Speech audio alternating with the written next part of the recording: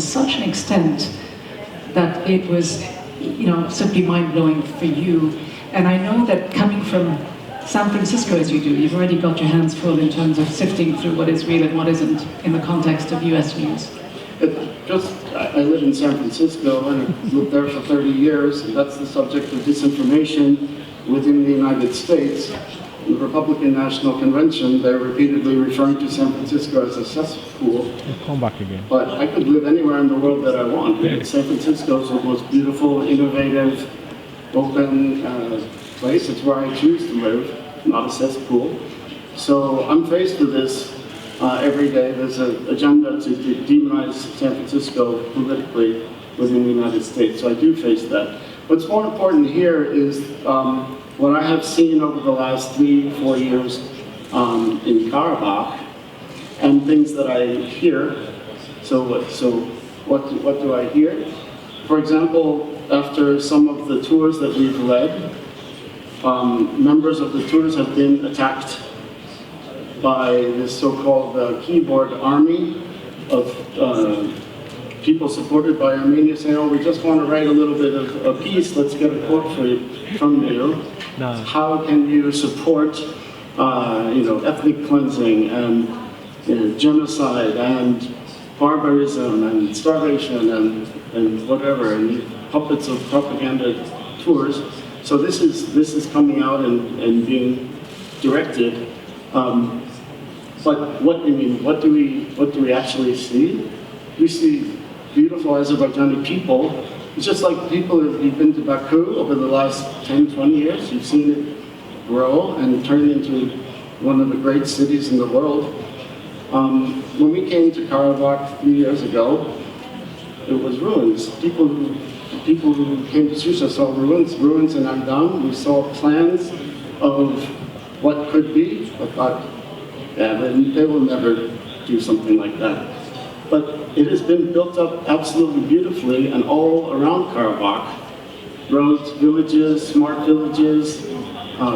It's really, really impressive what's happening. That's the reality that I see. Thank you so much, Charles. I want to go to the floor, as I said, for a few questions. If I could ask you to keep them brief so we can get to as many as possible. Introduce yourself, tell us who the question is for, and keep it concise, if you could. So that was that hand raised for a while, and then I'll come to you in the front row. So let's go to the gentleman there in the blue shirt, please. John Roberts, full disclosure, trained by Reuters, reported, amongst other things, for The Guardian from Lebanon, wound up being bureau chief for Al-Hayat in Washington as well. I thought it interesting just simply to quote to Mr. Montaza some of the headlines that we've seen in the last day about Israel from The Guardian. Middle East crisis, civilians wounded after Israel reportedly strikes southern Lebanon. Yesterday, Israel Gaza inside a Lebanese village where war with Israel has already arrived. Israel-Gaza war, Israel systemically discriminates against Palestinians, says ICJ. One of the biggest single problems is quite simply, how do you report from Gaza if you cannot get your own journalists in? I want to thank Al-Jazirah for all the work that they have done by being inside, for the reportage that they've done from Libya, amongst other things, the Palestinian journalists who have died. At the same time, do not vilify those, and I'd include the BBC and Reuters, do not vilify them when they cannot get their own people in to report. Therefore, you do get statements that say a hospital was attacked without necessarily saying how or why on the first report. But you will get the stuff later on. All right. Well, thank you very much. Monta, is it a fair point? Or do we feel that there's a more sinister game when it comes to leaving certain things out? Like I talk about some facts and analyzing the context. And the Intercept, they have like a big study, talk about the Western media and the biases and the double standards, including the Guardian. Yes, some news are like fair, but some of them is, as I said, I show examples. And I agree with you, but you should have reporters on the ground, or to blame the site who will not allow the reporters to get inside Gaza, or to let people die in the darkness. Thank you. Briefly, if you could, yeah. Yeah, just want to make one point here. I think, of course, I've seen what The Guardian is reporting over the past few weeks or so, and I have to say that they are sympathizing more with the Palestinians as they were right in the immediate aftermath of October the 7th. I think part of it has to do with platforms like these, where people like you and I are able to talk about why Western media coverage of Gaza is not what it should have been. So I think part of it has been exposed, and that's why they're bound to report the way it should have been done. And the question is, should we expose the fact that reporters are not able to report from Gaza and put pressure on the Israeli side to allow them to report? I guess that's another question. But let me get to one of the audience. Sorry, go ahead. Yes, thank you. And then we'll come to you. Shafak Mehrlieva, I'm with ADA University in Baku, teaching communication and media. Thank you so much for all very refreshing viewpoints. When we enter the classroom and teach media and journalism today, we start with the meaning of the words first and foremost. And the topic of this forum, narrative, just for myself, I Googled to understand once again what does that word mean. And it literally says a spoken or written account of connected events and stories. Account. So as a media consumer, as a teacher, as an Azerbaijani, looking at the international media, the question that concerns me is, where are the facts when I look at media today? If professional media like yourselves are continuously worried about the narratives and sending us as media consumers to do our own homework with checking the facts, which, by the way, may not be available in all the languages. I think we all remember in last year's forum we established that truth, that fact-checking mostly happening in English language and information space today. And yesterday, one of the questions addressed to Mr. President was from our distinguished colleague from Al-Jazirah, who said that somebody else's truth could be another person's not truth, right? And that reminds me Rousseau's ethics of truth. When we go before Lippmann and before Weber, who reminds us even today that there are four sides to it. Your truth, my truth, the truth, and what's really happened, right? And when we come to professional journalism and professional media, what we're looking for facts rather than narratives. My question is to my good friend Montaser, who always brings a refreshing perspective to this forum. You're looking at OpenAI today as your additional eyes and ears in the areas when you're not there. This is what we have done with social media as well. And I would like to reiterate what Mr. Hajiev said this morning, that we cannot afford the same mistakes that we have did with social media with OpenAI. There is a growing concern and alarm bell rang by professionals in the field that this is going to the point of no return when we will not be able to control it. And I want even to step back from the word control, when we will be able to use it for our benefit. My question is, do you think that we will come to the point of no return in the development of OpenAI when all we will keep getting from it is narrative?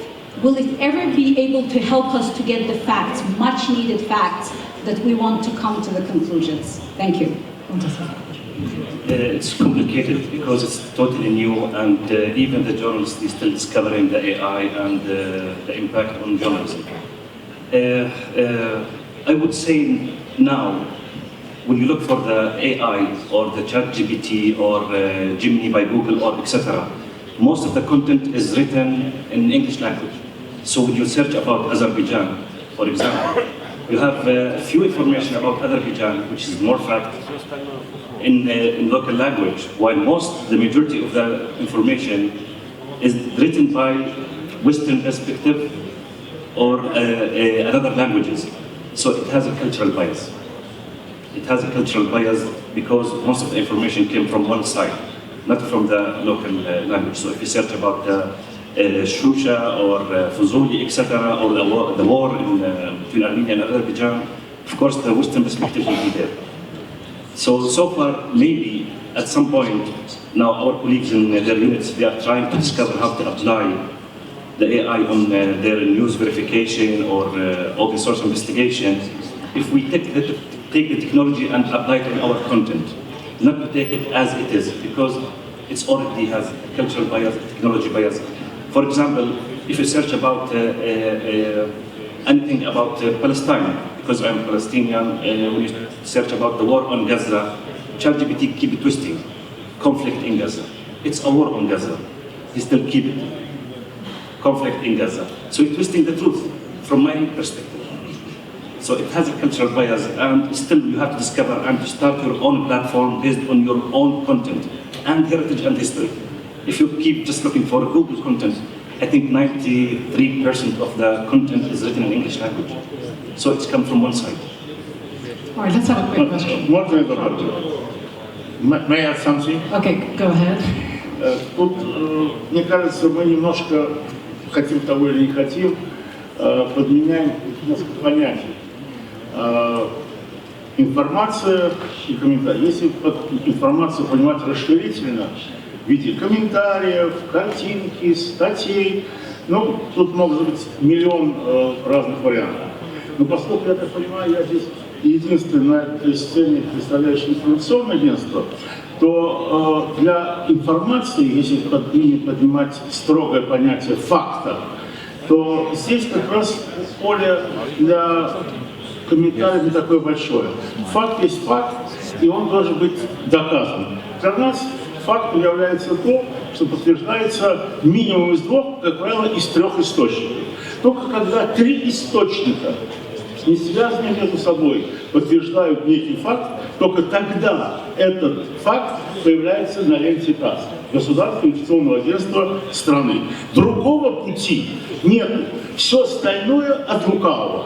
Даже сегодня в нашем разговоре, мы здесь уже все профессионалы, а волей-неволей мы транслировали информацию, не проверили. Вот я простой пример. Вот здесь случалась трагическая цифра, драматическая, кроме чувства соболезнования, она ничего не может вызвать. 160 журналистов погибло в Газе.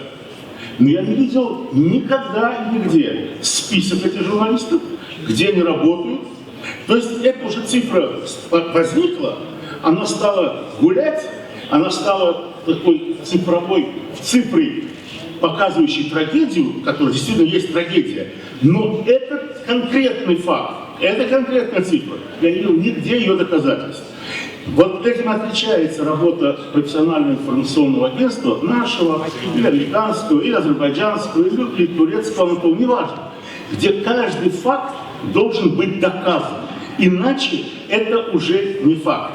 А информация расширительная, когда мы говорим о комментариях, ради бога, она может быть любая, и будут с самых разных сторон комментировать.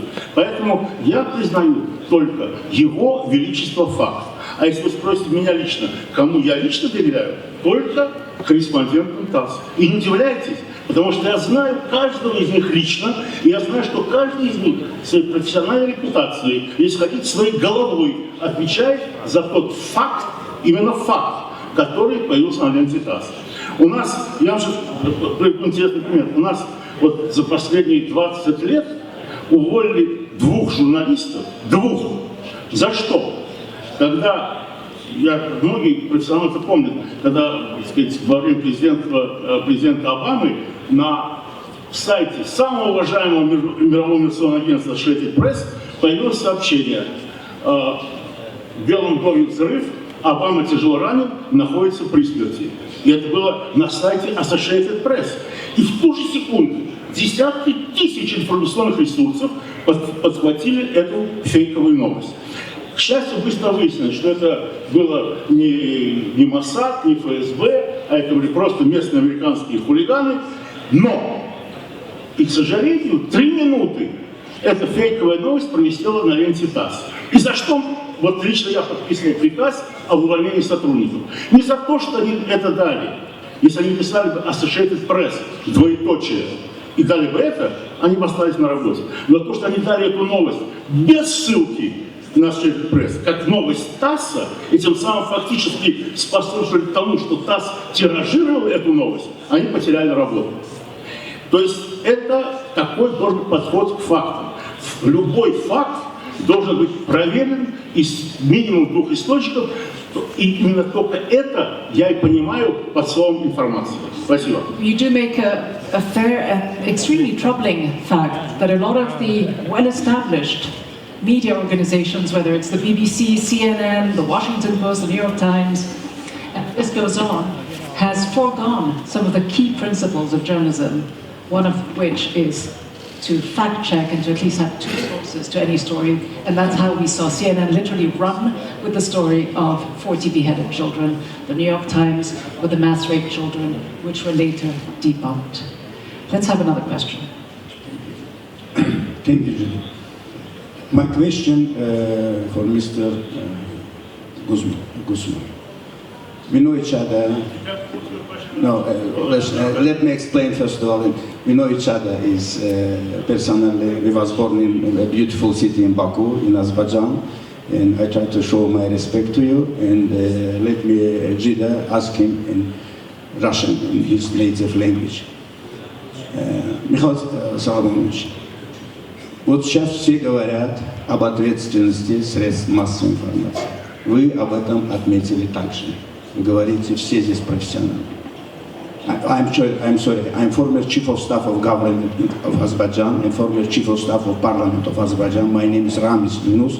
Now I live in the United States. I'm political expert. Я хочу спросить вас. Вот работая в правительстве, в парламенте, я работал со всеми вами, представляя власть. Сегодня я долгие годы живу в Соединенных Штатах. Я как политический эксперт, как политолог, работаю сегодня с вами в другой плоскости. Меня пригласили, я не представляю медиа, но я ваш гость, и я работаю с вами.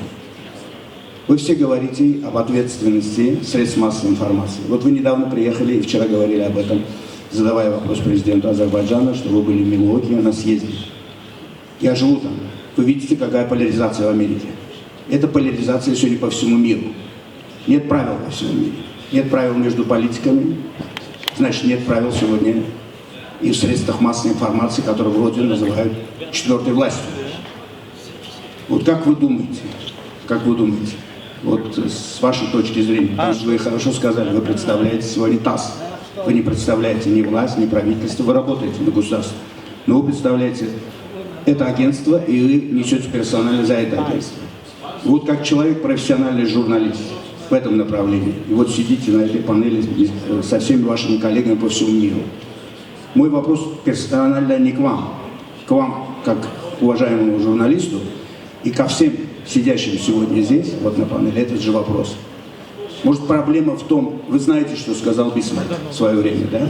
Никогда так не врут, как перед выборами, во время войны, после охоты. Выборы каждый день. И в США, видите, все стоят в ушах. Выборы в Европе. Выборы везде. И они будут всегда. Сейчас предтеча Третьей мировой войны. Война настоящая. Предтеча Третьей.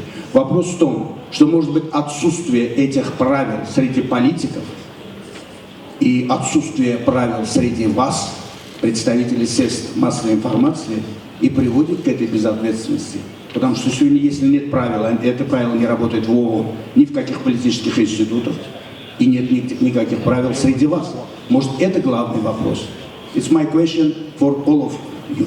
It's the same question. No, it's the same question, not personally for Mr. Okay. So you can, everybody... I just thought. Все могут вовлечься. Thank you very much. Ну, во-первых, сразу, Роман, я никогда не считал, не считаю, это абсолютно расхожая и ничем не подкрепленная фраза, что пресса, журналистика, там, 4-я, 8-я, 26-я власть. Пресса никакая не власть, и не надо заблуждаться. Это абсолютная ерунда. Пресса есть пресса, она занимает свое место в обществе, и она не должна претендовать ни на какую власть, и это вообще не про нас. Это первое. Второе, чувство ответственности должно присуще быть любому человеку на любой работе, где бы он ни находился. Работали там слесарем, токарем, там, на ферме. Это чувство ответственности, это природное чувство человека. Другое дело, что в разных профессиях у врача-хирурга или ответственность во время операции может больше, которую просто не поправишь, есть вещи, которые не поправишь. Вот у нас ответственность за слово. Я не случайно, пусть на меня обидятся коллеги, отделяю само понятие информационных агентств профессиональных от вообще СМИ.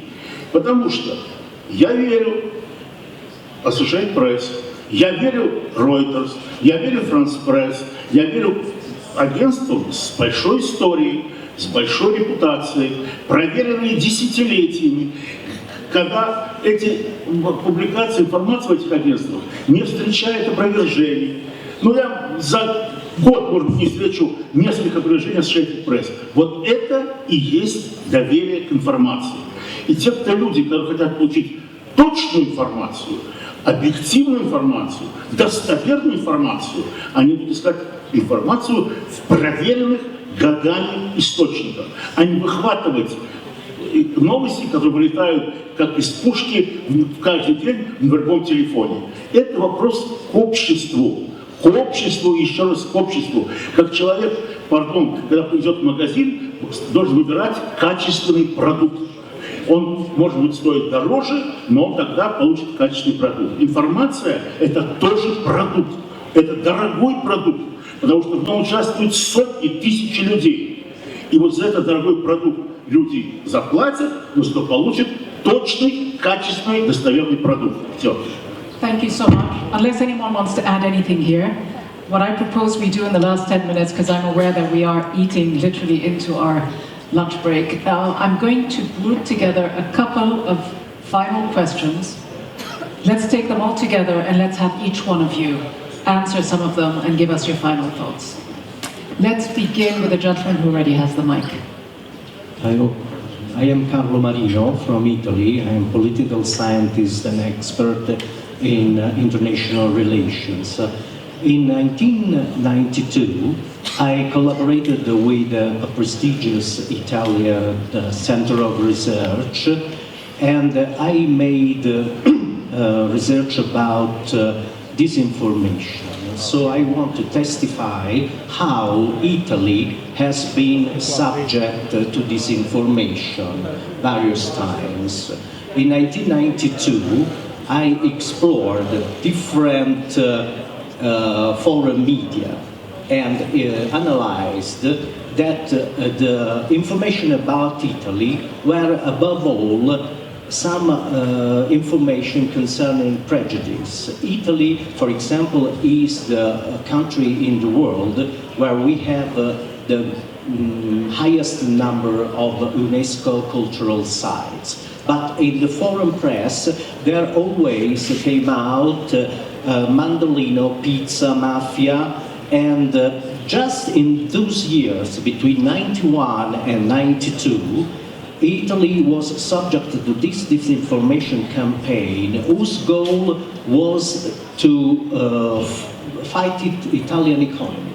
After this disinformation campaign, we had to pay a lot from economic point of views because international speculation utilized this disinformation against Italy. All right, do you have a specific question?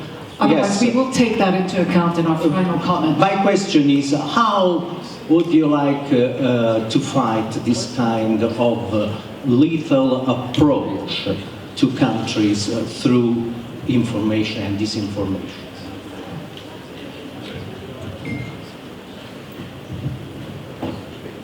Okay.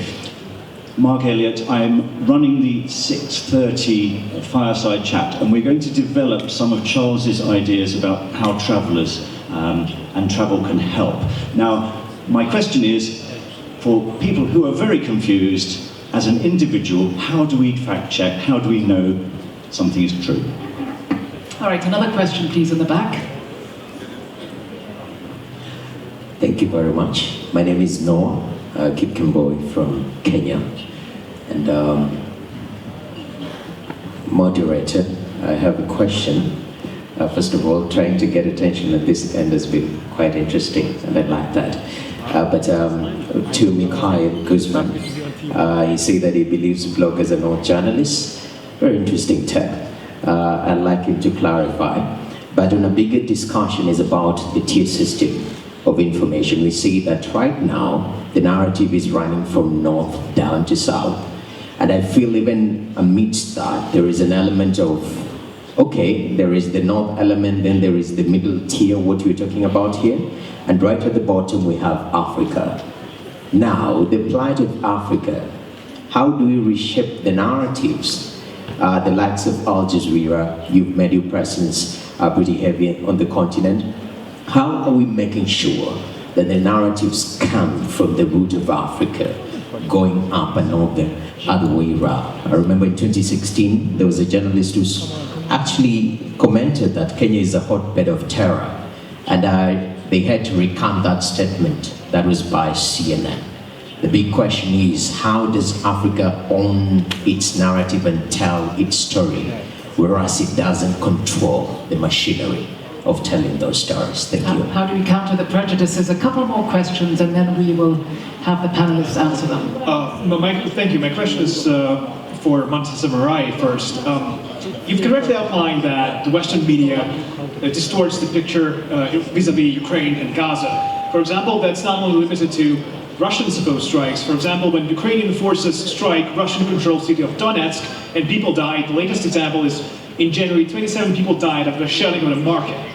So the question is, if the global north is dominating the news, shall we say, environment, is there a reason for non-Western news organizations such as Al-Jazeera, TASS, TRT, CGTN, Russia Today to collaborate and maybe create something to counter the overarching narrative of the West? The question for Mr. Murray and for anybody else who might want to answer. Thank you.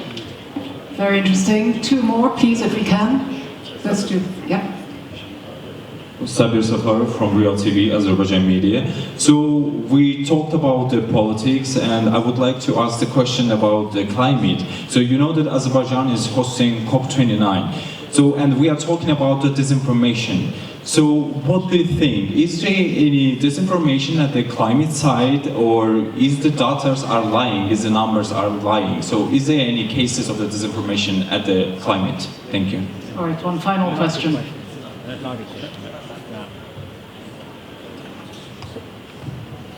My name is Tarek Abdelafrar. I am from Middle East News Agency, the Egyptian news agency. I worked as a correspondent in some countries in Asia and Europe. So I have some comment and I wish to get a reply from distinguished speaker. Number one, media is industry, serves the persons who own and finance them. And also the second one, there is no neutrality or objectivity in the media coverage. Three, mistrust and the lack of free circulation of information force people to give up the official and national media. In the media, one who owns the money and power are always right. Number five, lack of finance and poor technology hurt media in the developing countries. The last one, political and cultural terms are being fabricated in Western media and asked the developing countries' media to use them. And the last one, the absence of free and authentic access to information flourished social media and disinformation process. And I wish to get reply. Thank you. Thank you so much. That's a lot to think about. In our final few minutes, if I can ask each one of you to give us your final thoughts, taking into account the questions that we've heard, in about a minute or so. I know I'm being optimistic. Let's say a minute. To you first, Charles, as a news consumer, your final thoughts. Sure, thank you. Well, what I would say to the gentleman from Italy is join MTP, have people travel to Italy, get the facts on the ground from first-hand information, travel to Kenya, travel to all the countries in Africa, make up your own mind. I think this kind of grassroots travel approach. And then if you are a good blogger, blog about those things. A lot of other stuff has been written, but they're the only ones that were actually disciplined. I was shocked when the New York Times came out in September of last year. I wanted to read what's going on, and they wrote a narrative which was without any Azerbaijan point of view. It was completely written on the Armenian side, so anyone is vulnerable to this kind of thing. But my summary is travel there, go find out for yourself. Nothing like first-hand information. Valeria, your thoughts, how do we counter disinformation? Can we still put the genie in the box? Sorry. Definitely what I've seen from the question from the audience, there is a common line. So a common awareness that we are facing misinformation, disinformation, fake news as a global issue. So there is a huge need for response. Going back to my colleague from Italy, I would say that the main efforts, and just before I was speaking with the gentleman from Azerbaijan mentioning that they are studying on a platform based on artificial intelligence in detecting fake news or deceiving information. And I think the response has to be multi-level. So national level, coming from civil society as well within international platforms, such as international organization, EU, UN, it should be a must. And also the effort of academics and the researching group is of great importance, right? Because we base our study on objectivity, on the real information, so we can always sustain and support the work at political level and for the civil society. But definitely, as it was mentioned by the President, Deputy President, we are in this turning situation, a very critical situation. So we don't know exactly what is the way, we know the problem, but still we don't know how to cope in an efficient and effective way with the issue. Thank you, Valeria. Montasser, what is the most constructive way forward? Is there value in collaborating with like-minded media? Yes, unfortunately, I don't like more polarization in media or divisions, but unfortunately, because that's why we are here in Azerbaijan, Global South. We have this conversation and we do it in the Global South because we have to build like a kind of coalition or a collaboration to counter or to shift the flow of information. And this will lead me, I totally agree with you, this will lead me to the question of my colleague from Kenya. I totally agree that the same in Somalia. I've been to Somalia many times. You hear about Somalia only in Western media when there is a bombing, right? Or there is like what's called a terror attack, or a disease, or a famine.